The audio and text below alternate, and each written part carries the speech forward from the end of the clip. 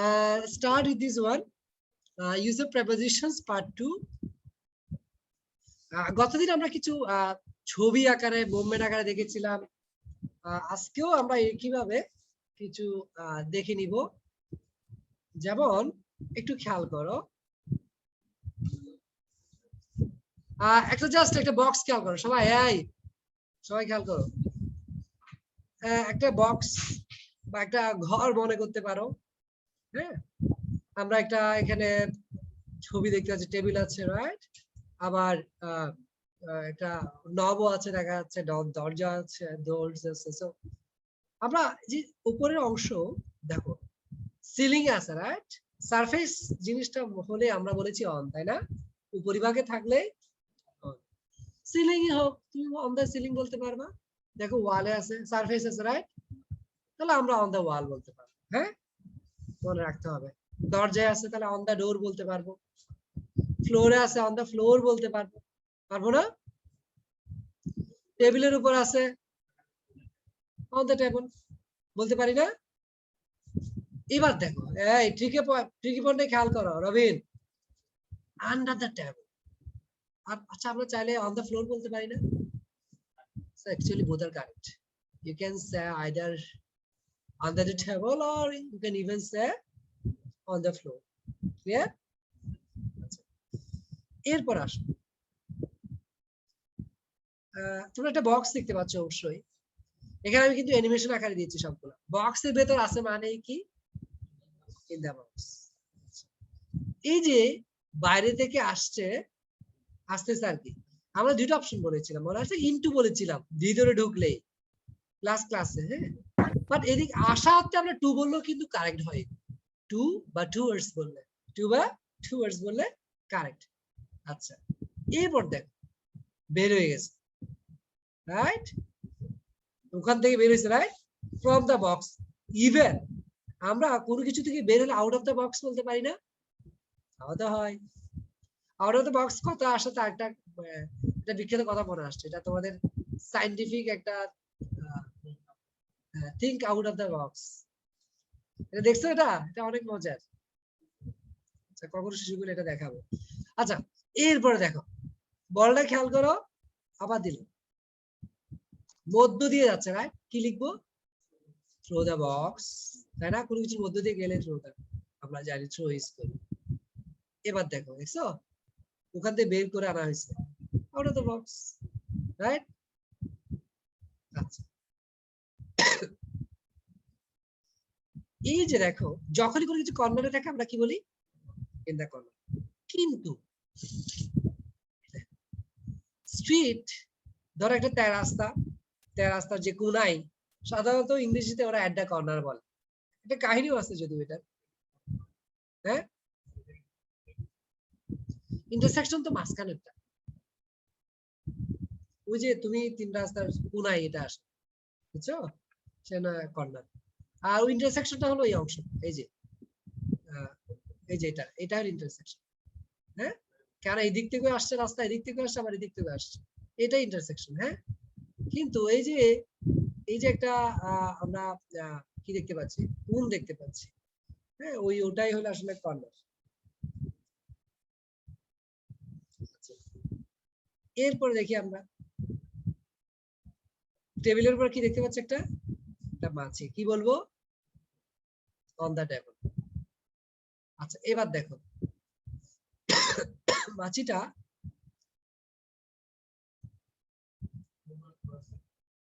না এনে রাখা হয়েছে ওখানে। একটা অপশন পাচ্ছি যেহেতু উপরে রাখা হয়েছে অন। এই একটা অপশন কি? অন আনা হয়েছে, রাইট? তাহলে একটা ডিরেকশন হচ্ছে না? তাহলে কি বলবো? On to the tab. কি বলবো? On to the tab. এরপর দেখো এই যে মাছি আর একটা আনলাম,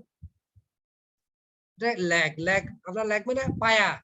হ্যাঁ, ল্যাগই বলে ইংলিশে। হ্যাঁ, অন দা ল্যাগ, মাছিটা ওই পায়াতে আছে, অন দা ল্যাগ। কেন? সারফেস দেখো, সারফেস অন আসছে। এই যে দেখতে পাচ্ছ কোথায়? মাছিটা এখন কর্নারে, তাহলে কি বলবো? In the corner. আবার দেখো, এটার পর আরেকটা দেখো, এই যে দেখতে পাচ্ছ, এটা কি কর্নারে?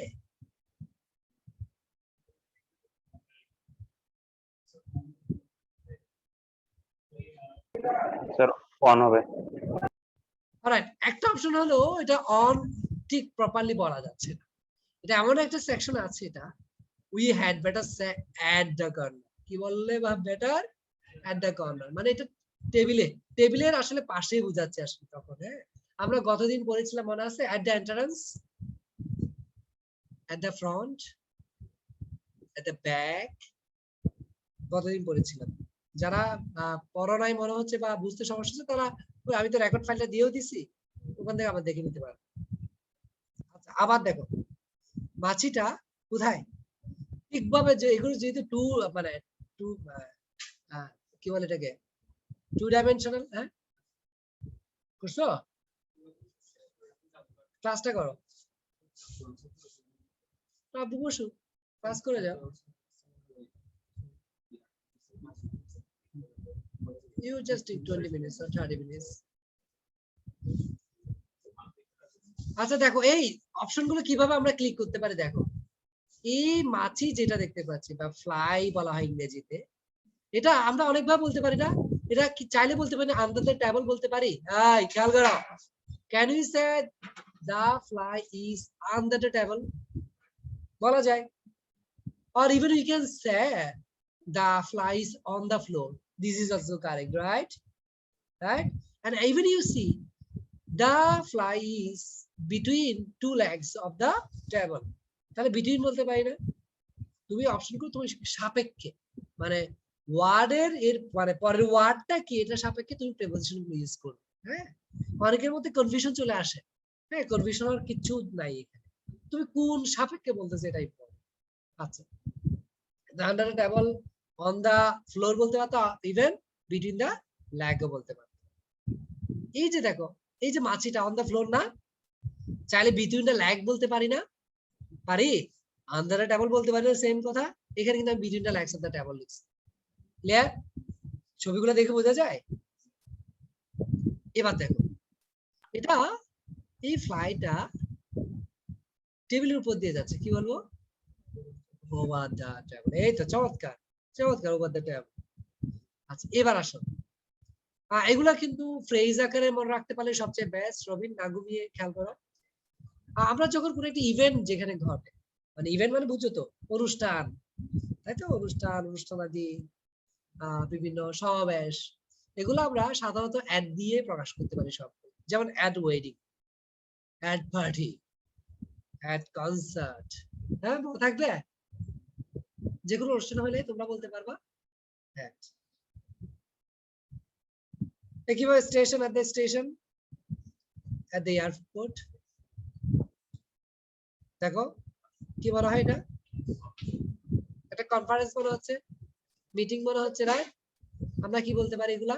সবগুলো অ্যাড দিয়ে বলতে পারি, একটা কনফারেন্স আর মিটিং। আচ্ছা, বিল্ডিংস আর event or activity takes place, মানে যেখানে বিভিন্ন কর্মকাণ্ড, বিভিন্ন অনুষ্ঠান ঘটে যে বিল্ডিং এ।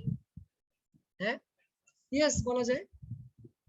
তাহলে আমরা at the cinema, at the town hall, at the library, at the police station easily বলা যেতে পারে। হ্যাঁ, এগুলাতে খেয়াল করে দেখো, সবগুলোতে দা আসতেছে, নির্দিষ্ট করা হচ্ছে বলে।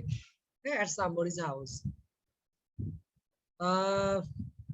অ্যাট স্কুল, তাহলে অ্যাট কলেজ বলতে পারবো? হ্যাঁ, অবশ্যই পারবো। অ্যাট ইউনিভার্সিটি বলতে পারবো? পারবো, মানে শিক্ষা প্রতিষ্ঠান আমরা অ্যাড বললেই হয়। এগুলো ফ্রেজ আকারে তোমাদেরকে আমি কিছু নোট করতে বলবো বা স্ক্রিনশট দিয়ে নিজে লিখে রাখতে বলবো, কেন অনেক কাজে দিবে এগুলো, প্রচুর ইউজ করি আমরা এগুলা। এক্সেপশনটা খেয়াল করে এবার, একটু ব্যতিক্রম। একটা হসপিটাল, একটা লোক ধরে নিতে পারো, হসপিটালে আমরা অ্যাট হসপিটাল বলবো না, কি বলবো? ইন। দাও বলা যাবে না, ডাটা কাটা যাবে। In hospital. সিগারেট না তো, এটা থার্মোমিটার। এটা আসলে বলা হয় না, মানে তুমি কিভাবে চিন্তা করতেছো সেটার উপর ডিপেন্ড করে, বুঝছো? এখানে নাক কেন? হ্যাঁ, নাকটা অনেক এখানে উঁচা, নাক কেন? নাকটা আরো উড়ে গেছে, বসে থাকতে পারে। হ্যাঁ, এগুলোকে তো আমরা বাংলা বলি ব্যঙ্গচিত্র আর ইংরেজিতে বলা হয় কার্টুন, রাইট? কার্টুনের এখানে তাদের কর্মকাণ্ডগুলো আসলে ইম্পর্টেন্ট। তারা দেখতে এগুলা ফানি করা হয় সো দ্যাট আমাদের যে আগ্রহটা এখানে থাকে, বিশেষ করে বাচ্চাদের। এটা প্রিজনটা খেয়াল করো, প্রিজন। তাহলে আমরা কি বলতে পারি, ইন দ্য প্রিজন না in prison? In prison. Data বাদ দেওয়া যায়, এগুলাতে যদিও আমার আবার এগুলা নিয়ে একটু বাহাস আছে। এবার দেখো, একটা মহিলা বা একটা মেয়ে একটা স্টেয়ার বা সিঁড়ির বটমে দাঁড়িয়ে আছে, হ্যাঁ? তাহলে আমরা কি বলবো, কোন প্রেপোজিশনটা আনবো, কোন প্রেপোজিশনটা দিয়ে স্টার্ট করব? অন, অ্যাট হবে। যখনই জাস্ট মানে কোনো কিছু পাশে লাগানো অবস্থা দাঁড়িয়ে আছে, দেখবা কিছু আছে, তাহলে অ্যাড ইউজ করবা।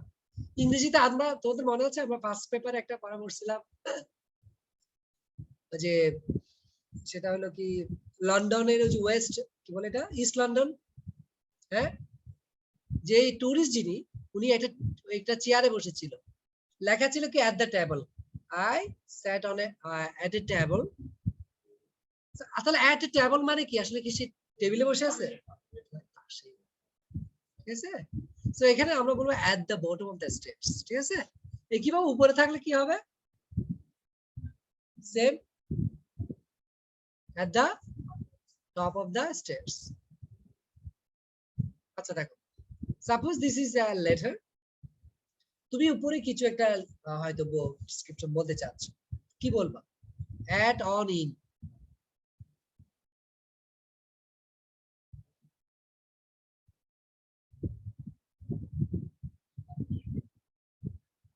অ্যাড বলতে হয়, ঠিক আছে? at the top of the page, একইভাবে নিচেরটা at the bottom of the page।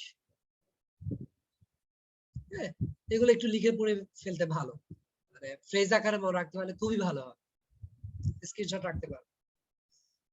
হ্যাঁ, একইভাবে আমরা অনেক জিনিসপত্রের দাম বেড়ে গিয়েছে বা কমছে বা বলি না, তখন আমরা কিন্তু সবসময় ইউজ করবো অ্যাড দিয়ে। I bought the mobile, the smartphone at a high price, মানে কি বেশি দামে কিনছি। লো প্রাইস হলে at low price বলবো, এখানে দুটো লেখা আছে দেখো, থ্যাংক ইউ।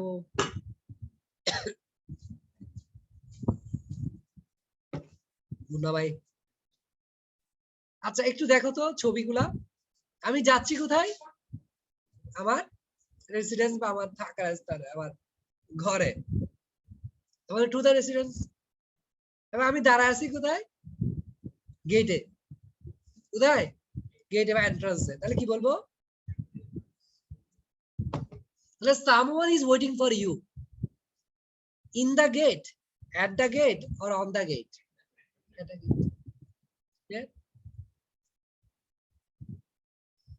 এই দেখো, এই যে লোকটা, সে, তার সামনে একটা ডেস্ক বা টেবিল বললাম, ঠিক আছে? তাহলে কোন প্রেপোজিশনটা ইউজ করবো বলো তো,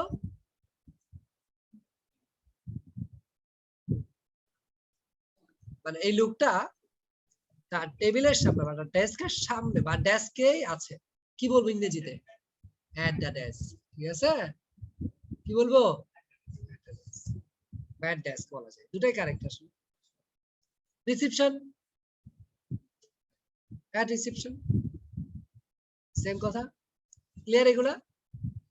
আচ্ছা, এটা যদিও ছবিটা তো ভালো মানে বুঝাতে পারি নাই, মেবি সবাই দৌড়াচ্ছে মনে হচ্ছে না, বাট সবাই একটা লাইন মেনটেন করছে না এখানে। আমরা সাধারণত লাইন বা সাধারণত সারিতে বেশ অনেকগুলো প্রেপোজিশন ওয়ার্ড ইউজ করি, যেমন লাইন তো বললামই, কিউ বলি, কি বলি, কিউ, কিউই না, কিউ মানে, কিউ এই শব্দটা মানে এটা একটা ট্রিভিয়া তোমাদের জন্য, এমন একটা শব্দ ইংরেজিতে, এখানে আরো 4টা লেটার আছে, পরবর্তীতে একটা উচ্চারিত হয় না, শুধু কিউটা উচ্চারিত হয়।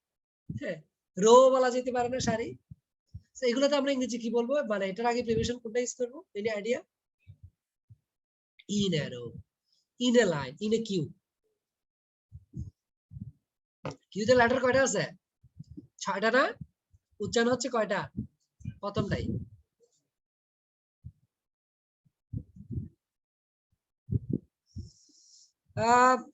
একজন টাক মাথার মানুষ পেছনে দাঁড়িয়ে আছে, একটা মাংকি সামনে দাঁড়ায় আছে, ঠিক আছে? তাহলে যে সামনে দাঁড়ায় আছে ইংরেজিতে কি বলবো? ইংরেজি যদি প্রেপোজিশন যদি ইউজ করতে বলা হয় আমাদেরকে, সামনে ইংরেজি আমরা জানি ফ্রন্ট, পেছনে ইংরেজি জানি ব্যাক, তাহলে কি বলবো? at the back, at the front, এটা বলবো। ক্লিয়ার? ভালো থাকবে। দেখো এগুলো কিন্তু ছবি দেখতেছে বলে তোমাদের মনে থাকবে বেশি। তোমাদের একদিন বলেছিলাম আমরা 3 ধরনের লার্নার আছে পৃথিবীতে। তিন ধরনের আমরা শিক্ষার ক্ষেত্রে 3 ভাবে শিখতে পারি। একটা ভিজুয়াল লার্নার, যারা দেখেই অনেক মনে রাখতে পারি।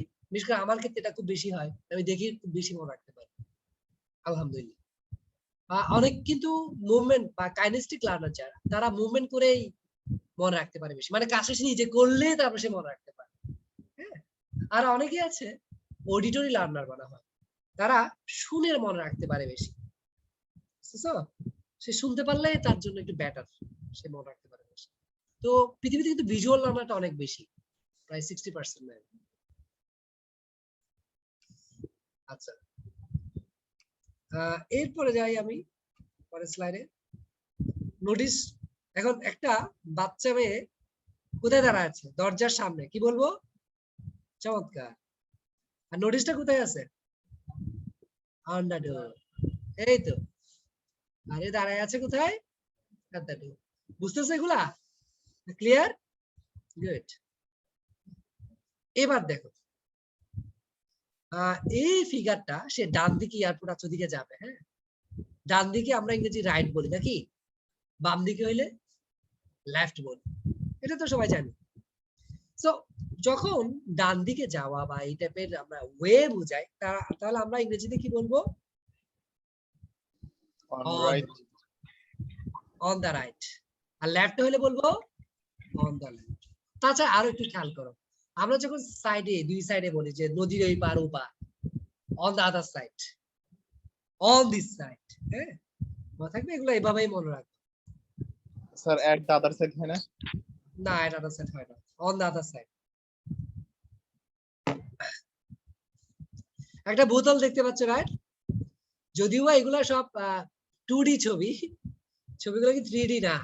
হ্যাঁ, যেমন এই যে আমি নিজে কনফিউজড হব, এটা এই যে ছবিটা দেখি ভেতরে নাকি ওই পাশে, কনফিউশন আসতেছে না? মনে হচ্ছে লাগাই আছে না, লাগানো মনে হচ্ছে না, লাগানো মনে কি বলবো? অন, সারফেসে আছে অন, রাইট? চমৎকার। পানিগুলা কোথায়? তাহলে ইন দা বোতল পানিটা এখানে, আর অন দা বোতলটা হলো কি ওই খাবারের ছবিটা। ক্লিয়ার? এই দেখো, এটা কিন্তু অনেকের ভুল আসে, এগুলো মানে ভুল করে ফেলি আমরা। হ্যাঁ, অনেক ভালো পড়াশোনা করার পরও অনেক প্রেজেন্টেশনে মানুষের ভুল হয়। জাস্ট মনে রাখবা, যেগুলো বড় যে গাড়িগুলো সবগুলোতে অন বসায়, কি বসায়? ওটা বাই দিয়ে হয়। যেমন আমরা বলবো on a bus, not in a bus. কি বলবো? না ইন বলবো না, কি বলবো? কিভাবে দেখো, প্লেন বিশাল, কি বলবো? অন এ প্লেন, বাই প্লেনে বলা যায়। ট্রেনেরটা দেখো, কি বলবো? অন এ ট্রেন বা বাই ট্রেন। জাহাজটা বিশাল, কি বলবো? On a ship. ক্লিয়ার? এবার দেখো, এটা ছোট, এগুলাতে আমরা অন বলতে পারবো? কি বলবো? ট্রাই করো। ইন এ কার। আমরা ইন বলবো। হ্যাঁ, এগুলো ইন এ কার বা ইন এ ট্যাক্সি। আর এটা আরো সহজ হয়, সবগুলাকে তুমি বাই বললে, কোনো টেনশন নাই। আমরা হেঁটে গেলে ইংরেজিতে কি বলি? ওয়াকিং না? আর কিভাবে বলা যায়? বাই ফুট না, অন ফুট। কি বলবো? অন ফুট, হেঁটে যাওয়া কি? On foot. এটা ফ্রেজ আকারে সবচেয়ে বেস্ট হয়, এই যে এই ওয়ার্ড গুলো ফ্রেজ আকারে মনে রাখতে পারবে।